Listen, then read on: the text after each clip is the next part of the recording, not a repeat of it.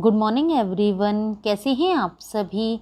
Welcome to my YouTube channel Rafael educational hub. Friends, आज है 23 अगस्त 2023। 23 अगस्त की करंट अफेयर से जितने भी इम्पोर्टेंट क्वेश्चन बन सकते थे वो सभी हम आपके लिए इस वीडियो में लेकर आए हैं। यदि आप हमारे चैनल पर नए हैं तो हमारे YouTube channel Rafael educational hub को सब्सक्राइब करें और साथ ही साथ बेल आइकन को भी प्रेस करें, जिससे हमारे नोटिफिकेशन आपको सबसे पहले और समय से प्राप्त हो सके। तो चलिए फ्रेंड्स, स्टार्ट करते हैं आज के क्वेश्चन आंसर्स को। क्वेश्चन नंबर फर्स्ट है, ब्रिक्स समूह का 15वां शिखर सम्मेलन किस देश की अध्यक्षता में आयोजित किया जा रहा है। तो इस क्वेश्चन का राइट आंसर है ऑप्शन नंबर डी, दक्षिण अफ्रीका की अध्यक्षता में आयोजित किया जा रहा है। जैसा कि नाम से स्पष्ट हो रहा है, दक्षिण अफ्रीका तो ये किस कॉन्टिनेंट में है, तो ये अफ्रीका कॉन्टिनेंट में है।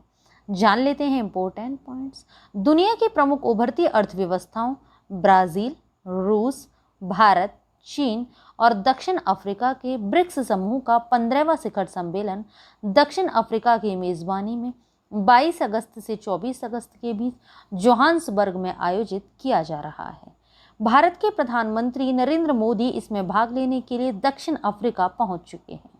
कोविड-19 महामारी के कारण लगातार 3 वर्षों की वर्चुअल बैठकों के बाद यह पहला व्यक्तिगत ब्रिक्स शिखर सम्मेलन है। पहली ब्रिक्स समिट वर्ष 2009 में आयोजित की गई थी। यह है ब्रिक्स। ब्राज़ील, रूस, भारत और चीन इसके संस्थापक सदस्य हैं। नेक्स्ट क्वेश्चन है, मुख्यमंत्री सीखो कमाओ योजना का शुभारंभ किस राज्य में किया गया है। तो इस क्वेश्चन का राइट आंसर है option number A, Madhya Pradesh राज्य में किया गया है। मध्य प्रदेश की कैपिटल भोपाल है और मध्य प्रदेश के वर्तमान में मुख्यमंत्री शिवराज सिंह चौहान हैं। जानते हैं इस योजना में क्या है। मध्य प्रदेश के मुख्यमंत्री शिवराज सिंह चौहान ने राज्य में मुख्यमंत्री सीखो कमाओ योजना की शुरुआत की है।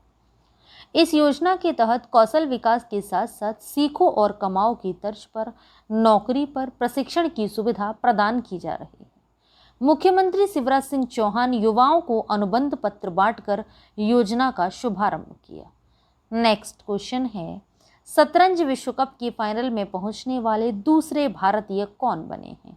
तो इस क्वेश्चन का राइट आंसर है option number C, R Praggnanandhaa बने हैं। जानते हैं इंपॉर्टेंट पॉइंट्स। 18 वर्षीय भारतीय शतरंज खिलाड़ी आर प्रज्ञानानंद विश्वनाथ आनंद के बाद शतरंज विश्व कप की फाइनल में पहुंचने वाले दूसरे भारतीय बन गए हैं। आर प्रज्ञानानंद ने सेमीफाइनल में दुनिया के तीसरे नंबर के खिलाड़ी ग्रैंड मास्टर फैबियानो कारुआना को हराया। फाइनल में उनका मुकाबला नॉर्वे के मैग्नस कार्लसन से होगा। आर प्रज्ञानानंद शतरंज विश्व कप की फाइनल में पहुंचने वाले सबसे कम उम्र के खिलाड़ी भी बन गए हैं। नेक्स्ट क्वेश्चन है, नेपाल के नए मुख्य न्यायाधीश के रूप में किसे नियुक्त किया गया है। तो इस क्वेश्चन का राइट आंसर है ऑप्शन नंबर ए, विशोम्भर प्रसाद श्रेष्ठ को नियुक्त किया गया है। जानते हैं अदर पॉइंट्स। नेपाल के राष्ट्रपति रामचंद्र पौडेल ने विशोम्भर प्रसाद श्रेष्ठ को नेपाल का मुख्य न्यायाधीश नियुक्त किया। इससे पहले संसदीय सुनवाई समिति ने सर्वसम्मति से इस पद के लिए श्रेष्ठ का समर्थन किया था।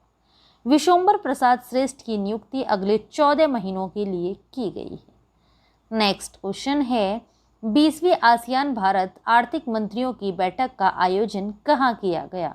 तो इस क्वेश्चन का राइट आंसर है ऑप्शन नंबर सी, इंडोनेशिया में किया गया। इंडोनेशिया की कैपिटल जकार्ता है, लेकिन अब इसकी कैपिटल को बदला जा रहा है। तो इंडोनेशिया की नई कैपिटल क्या है, तो इंडोनेशिया की नई कैपिटल है नुसंतारा। अगर पूछे किस द्वीप पर है, तो ये बोर्नियो द्वीप पर है। और आसियान का जो मुख्यालय है वो भी आपका जकार्ता में स्थित है। जानते हैं इंपॉर्टेंट पॉइंट्स। भारत ने इंडोनेशिया के सीमारंग में 20वीं आसियान भारत आर्थिक मंत्रियों की बैठक में भाग लिया। राजेश अग्रवाल, अतिरिक्त सचिव वाणिज्य विभाग, वाणिज्य मंत्रालय ने भारत का प्रतिनिधित्व किया। इस वर्ष की बैठक का मुख्य एजेंडा आसियान भारत माल व्यापार समझौते की समय पर समीक्षा करना था, जिस पर 2009 में हस्ताक्षर किए गए थे। आसियान में कुल कितने सदस्य देश हैं? तो इसमें 10 देश हैं। नेक्स्ट क्वेश्चन है, गुजरात का पहला बहुउद्देशीय आतिथ्य और कन्वेंशन सेंटर किस शहर को मिलेगा? तो इस क्वेश्चन का राइट आंसर है ऑप्शन नंबर बी, सूरत को मिलेगा। और वैसे सूरत किसके लिए फेमस है? तो सूरत साड़ी के लिए काफ़ी ज़्यादा फेमस भी है।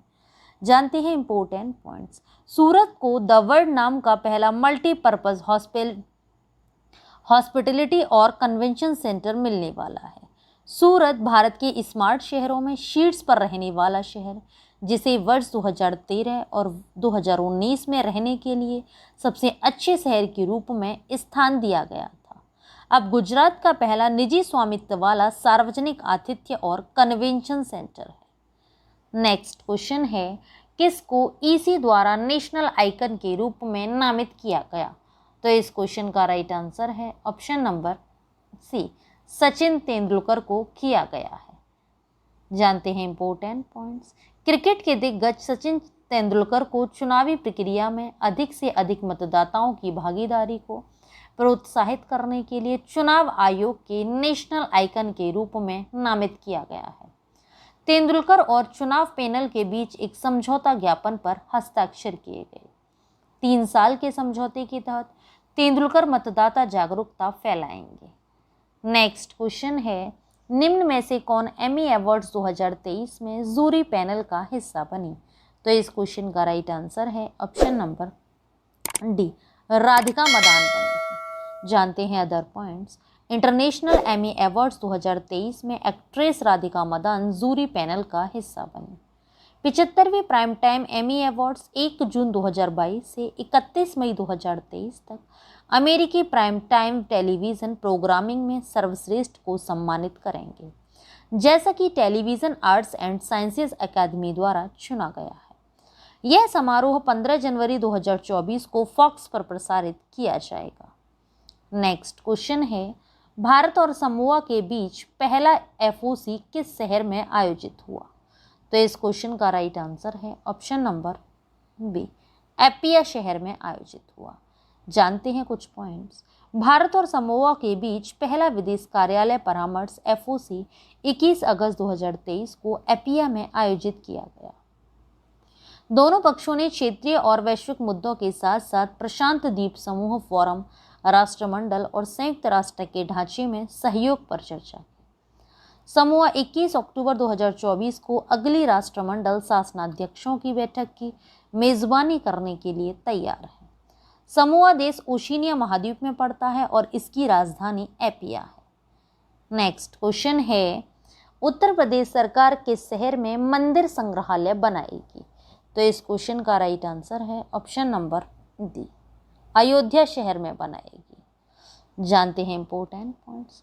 उत्तर प्रदेश सरकार ने भारतीय मंदिरों की स्थापत्य विरासत और वैज्ञानिक पहलुओं को प्रदर्शित करने के लिए अयोध्या में एक मंदिर संग्रहालय बनाने की घोषणा की है।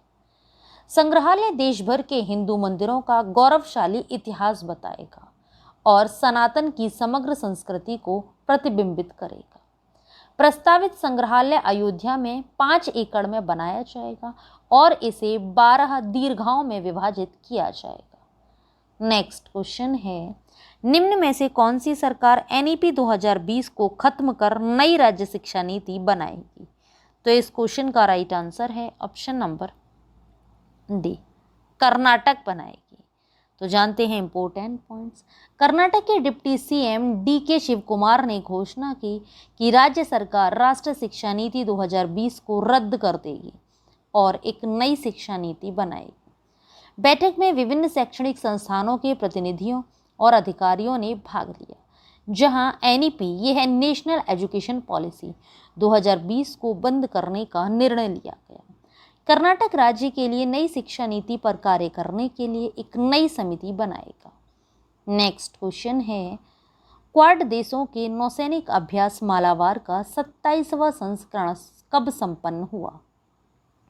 तो इस क्वेश्चन का राइट आंसर है ऑप्शन नंबर डी, 21 अगस्त को संपन्न हुआ। जानते हैं अदर पॉइंट्स। अभ्यास मालाबार का 27वां संस्करण 21 अगस्त 2023 को सिडनी के पास ऑस्ट्रेलिया के पूर्वी तट पर संपन्न हुआ।